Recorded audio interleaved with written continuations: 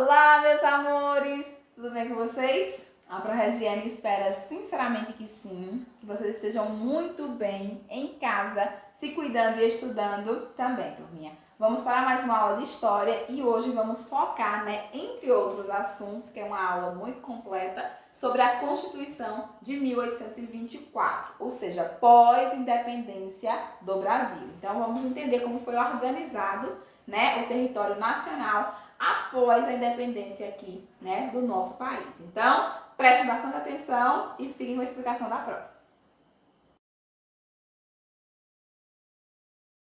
Teve aqui a criação da Constituição de 1824. Uma Constituição que deu aí vários problemas, durante essa sua formação. Por quê? Porque ela era para ter sido criada essa Constituição, dentro de uma Assembleia Constituinte, que deveria elaborar essa Constituição. Essa Assembleia até foi formada, só que, dentro desse processo de se reunir, de pensar uma Constituição, que é o que? Essas leis, eles acabaram entrando num processo de divergência muito grande. Então, essas pessoas, esses constituintes que se reuniram, acabaram entrando num processo de disputa interna, de briga interna. E aí, Dom Pedro, que não estava envolvido diretamente, mas estava ali observando todo esse processo, começou a não querer mais que esse povo todo ficasse junto, porque estavam pensando, estavam falando muita coisa. E isso poderia afetar o seu governo. E aí, alguns parlamentares da oposição passaram a criticar o seu representante dentro dessa Assembleia. Vou colocar assim, José Bonifácio, que era o representante ali, da figura desse governo. E aí, Dom Pedro aqui não querendo muito problema, então acabou. Então, se o problema só é o José Bonifácio, eu tiro o Bonifácio, dessa Assembleia. E aí, nesse ato de retirar José Bonifácio, que ele queria acalmar, ele gerou mais confusão ali dentro dessa Assembleia. E aí, a gente observa aqui o quê? Que os irmãos, José Bonifácio, que era um brasileiro que estava à frente do governo de Dom Pedro, passou aqui a fazer oposição ao próprio Dom Pedro. Então, com essa saída do Bonifácio, que ele tinha um poder ali, o apoiando, esse poder cai. E aí eles começam a fazer enfrentamento direto dentro dessa Assembleia.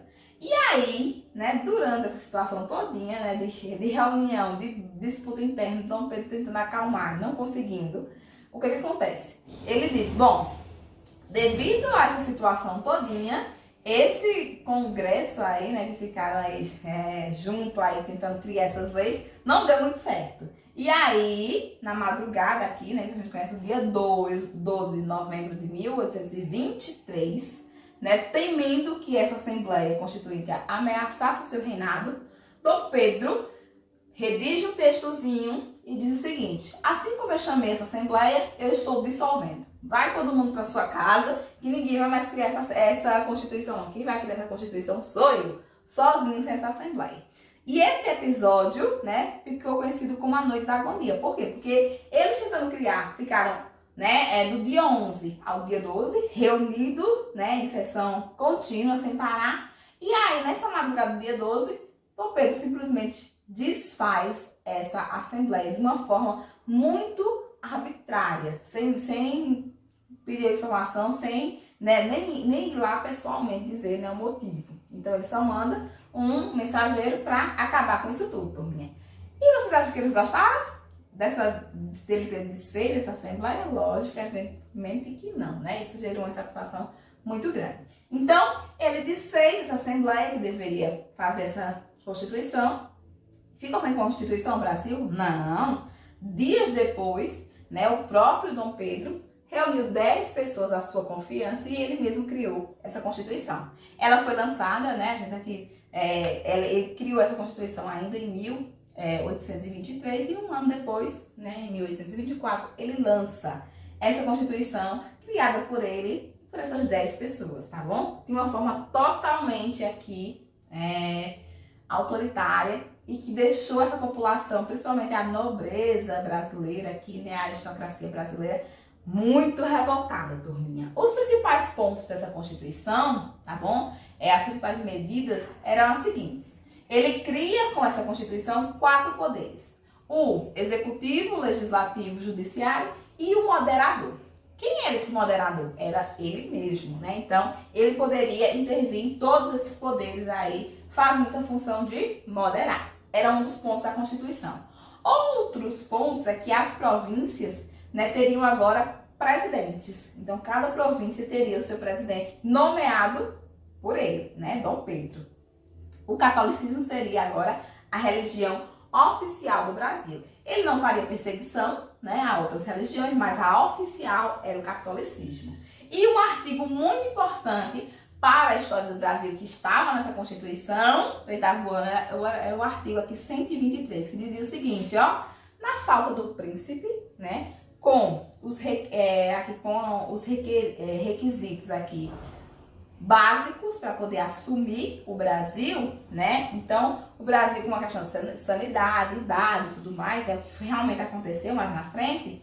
Quem ia governar aqui seria uma regência aqui trina, né? Ou seja, que seriam 3 pessoas que, a partir da organização, né, brasileira, iriam governar no lugar desse rei, tá bom? Ou desse príncipe. Então, esse artigo aqui era muito importante, inclusive foi utilizado mais na frente. Então, essas são as principais medidas que eu destaco para vocês dessa Constituição, que vocês precisam ficar, ó, de olho. Aqui, gente, como eu falei para vocês, Dom Pedro, ele deixa de ser aquele herói lá de 1822, que proclama essa, né, independência aí, né, do Brasil, e começa aqui a se tornar um grande carrasco. E a população aqui começa a ficar bem insatisfeito com suas atitudes. Pernambuco sempre foi, né, um estado ali, uma província muito revoltosa, né? A gente lembra lá da Revolução Pernambucana, que a gente já trabalhou aqui nesses movimentos emancipacionistas. E aí, gente, justamente aqui em 1824, dentro desse processo de publicação dessa Constituição, Pernambuco se revolta novamente. Então, percebeu que Pernambuco sempre fazia um enfrentamento forte a qualquer que seja, né, a pessoa que estivesse ali à frente do nosso país. Então, a Confederação do Equador foi essa revolta que Pernambuco teve aí em 1824. Quais são aqui os pontos marcantes desse processo? Lembro que Pernambuco começa, mas ele também ganha apoio do Rio Grande do Norte, Ceará e também da Paraíba, tá bom, turminha? E aí o ponto marcante foi a nomeação de Dom Pedro, né, como ele ia nomear os presidentes, não foi? Como eu falei para vocês, das províncias. Então, ele nomeou uma pessoa que não foi aceita, tá bom? Então, quando ele nomeia o Francisco aqui, Paz Barreto, para presidir aqui a nossa província, no caso de Pernambuco, ele não é aceito.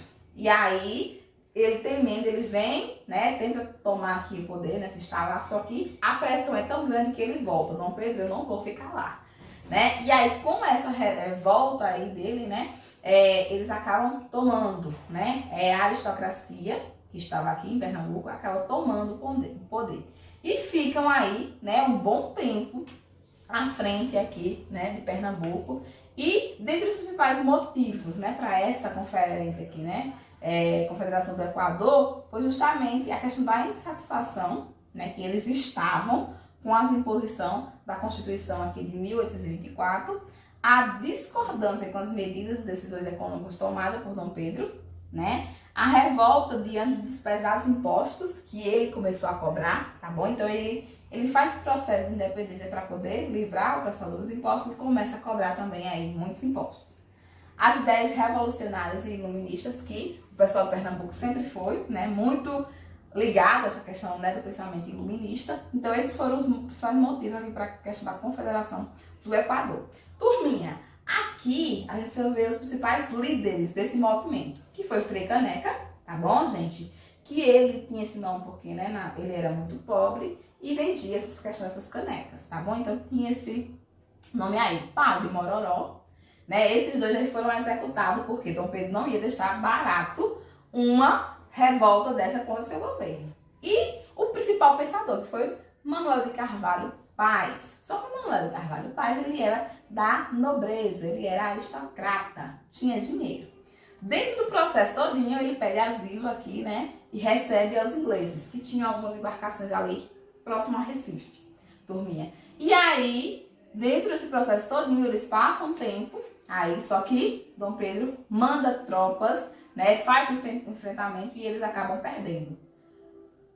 Manuel acaba indo, né, se asilar lá na Inglaterra, e Padre Mororó, né, Frei Mororó aqui, e Frei Caneca acabam sendo mortos, tá bom, gente? Então, esses revolucionários aí sofreram essa parada e muitos foram condenados. O bonito aqui, né, Manuel só não foi porque foi embora, tá bom, gente? E aí, foi um dos movimentos mais fortes aqui nessa Confederação do Equador contra Dom Pedro I. Outra questão aqui que a gente precisa observar era o reconhecimento. Eu falei para vocês que o Brasil se tornou, né, teve aí sua independência. Só que uma independência, ela requer o quê? O reconhecimento das outras nações. E esse reconhecimento, ele aconteceu de forma lenta. A nossa independência, ela acontece em 22, não é isso? 1822. Só em 1824, o primeiro país, que é os Estados Unidos, reconhece essa independência, né? Então, a partir desse momento, o Brasil vai tendo seu reconhecimento. Então, primeiro os Estados Unidos em 1824, né? Depois, né, seguido no mesmo ano, pela Argentina, né? Então, a Argentina também reconhece a emancipação aí, ele é o segundo país a reconhecer. Somente em 1825, olha, 3 anos depois, Portugal começa a reconhece aí que o Brasil já era independente, mas ele só reconhece a partir de um pagamento, né, que o Brasil se comprometesse a pagar uma indenização, né, a Portugal por ter se tornado independente. E essa indenização seria aqui coisas de trilhões, que a gente vai falar hoje, tá, gente? Não é uma indenização altíssima. E aí o Portugal reconhece a partir desse pagamento dessa indenização. E a Inglaterra só vai reconhecer aí em 1827, porque precisava reafirmar os acordos, né, que ele tinha feito lá com Dom João em 1810. Tá bom, turminha? Então, esse é o processo de reconhecimento aí, que ele é lento e bem gradual, até a gente chegar aí no processo de reconhecer. Aí, dentro do processo, turminha, de se tornar independente, o Brasil se envolve em outra guerra, que é a guerra aqui da Cisplatina. Essa guerra da Cisplatina era a província que hoje é o Paraguai, tá bom, minha gente? Dom João tinha incorporado essa província aqui da Cisplatina. Durante essa independência, o pessoal ali, né, dessa província acaba se aliando com a Argentina para fazer o enfrentamento ao Brasil. Ou seja, o pessoal da Cisplatina, que é hoje o Paraguai, né, se junta com a Argentina para poder se libertar do Brasil, já que Dom João tinha incorporado esse território. E aí, esse processo aí de guerra mesmo acontece de 25, né, a 28. E aí, gente, há um grande desgaste aí, né, de Dom Pedro, porque ele tinha que estar o tempo todo nessa manutenção dessa guerra. E nenhum dos dois acabou vencendo, tá bom, minha gente? Foi uma guerra que durou e se arrastou, e nenhum saiu vencendo. Mas, com a intervenção da Inglaterra, essa província aqui acabou, né, se tornando independente aí no final dessa guerra, tá bom? Que é quando aqui, 1828, né? No final aí. E aí a gente tem o quê? A emancipação desse território e a formação do Paraguai, tá bom? E aí, mais um desgaste no governo de Dom Pedro. Já tinha tido a Confederação do Equador, lembra? Anozinhos antes. Aí agora, essa disputa aqui nessa guerra da Cisplatina. Ou seja, minha gente, o governo estava passando por um processo de desgaste gigantesco. E aí a gente vem para a abdicação de Dom Pedro I em 1831. O que foi? Quais foram os principais motivos que levaram ele a pedir licença e se retirar do Brasil, né? Desistir de governar o Brasil aí, né, de 22, ele ficou de 22 a 1831. E aí, nesse ano, ele decide aí sair. Então, gente, a questão dos acordos, né? Não cumpriu os acordos que ele tinha feito com a aristocracia brasileira para conseguir esse apoio e essa luta aí na independência do Brasil. Ele não cumpre, né? Então aí provoca um desgaste. E a não realização de uma política econômica, que foi um dos pontos para essa independência, ele também não faz, tá bom? a cobrança de vários impostos à aristocracia rural brasileira, ou seja, os gastos excessivos com as batalhas da própria independência, aquelas que eu falei para vocês, né, a Confederação do Equador e também a questão da Cisplatina, né, essas duas guerras também, né, vai desgastando, ou seja, uma série de questões aí que Dom Pedro vai deixando aí, né, escapar entre os dedos. E a morte de um jornalista, né, que era o principal opositor de Dom Pedro, né, que aqui entra como um dos pontos aí que vai marcar, que vai ser o estopim aí desse processo de abdicação de Dom Pedro. Aqui eu citei alguns detalhes para vocês, né, alguns pontos que vocês precisam ficar de olho, para a gente falar desse processo de por que ele saiu, né, por que ele pediu para sair. E aí eu digo para vocês o seguinte, na noite das garrafadas, né, até porque diz que é uma noite, né, mas foram várias noites, né, esse evento aqui, que o que foi essa noite das garrafadas? Foi um movimento, tá bom, que aconteceu aí no Rio de Janeiro, e foi o seguinte, como Dom Pedro observava que ele estava em decadência, ele disse o quê? Eu vou começar algumas viagens para poder fazer um processo de melhorar minhas relações com algumas províncias. E aí ele foi para Minas Gerais, né? Em uma dessas viagens ele foi para Minas Gerais. Foi lá, fez o que tinha que fazer, retornou. Quando ele retornou para o Rio de Janeiro, os portugueses que moravam aqui, que residiam aqui, né? Que tinha um bairro, né? Só deles, apoiaram, né? Quando ele chegou, fizeram uma festa. Bom, Dom Pedro está voltando, então vamos fazer aqui uma festa. Só que o pessoal que já estava insatisfeitíssimo, que eram os brasileiros, acabaram, né, entrando nessa festa. Essa festa foi na rua, né, toda uma recepção, que eles estavam voltando de Minas, né, desse processo aí de tentar acordos. E aí os portugueses tinham feito preparar todo aquele processo, né, de recepção, e os brasileiros, né, foram lá e tentaram invadir esse bairro e acabar com essa festa de recepção. Os portugueses, em contrapartida, jogaram garrafas, né, das sacadas das suas janelas nesse pessoal que estava aí tentando fazer essa invasão. E aí, né, por conta desses objetos, né, as garrafas que eles estavam jogando, atirando, né, além de outras questões, tochas de fogo e tudo mais, ficou conhecido assim, gente. E aí, esse momento é o estopim para o pedido de abdicação de Dom Pedro. Então, aqui a gente vai ter, né, pouco tempo depois, ele ainda tenta fazer algumas coisas, né, colocar o ministério todo brasileiro, tenta fazer uma articulação com os brasileiros, só que não dá muito certo. E aí a gente tem realmente, né, Dom Pedro abdicando aí o trono, né, em favor do seu filho, que naquele momento só tinha 5 anos de idade e não ia poder governar, né? Lembra do artigo lá que a Pro falou, da Constituição? Então, ele abdica aí, né, no dia 7 de abril de 1831, em favor do seu filho. Nesse momento, o filho dele só tinha 5 anos, não ia poder governar. Então, quem assume aí vai ser várias trinas, né? Que seria aí esse trio de pessoas, né? Que faria essa condução do Brasil depois desse processo. Aqui, né, nesse dia, ele pede para sair do governo e retorna para Portugal, que também estava passando por um processo de sucessão muito complicado, até porque, né, Dom João tinha morrido e quem é que ia assumir aí o trono em Portugal?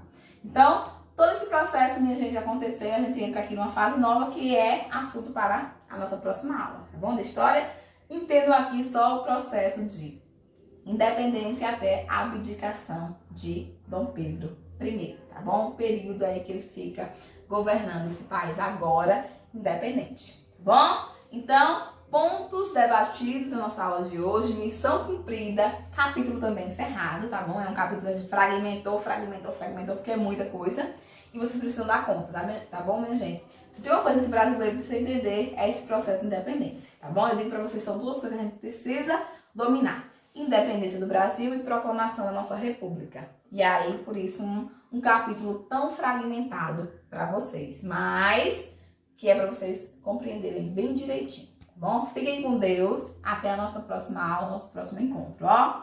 Beijo da Pro.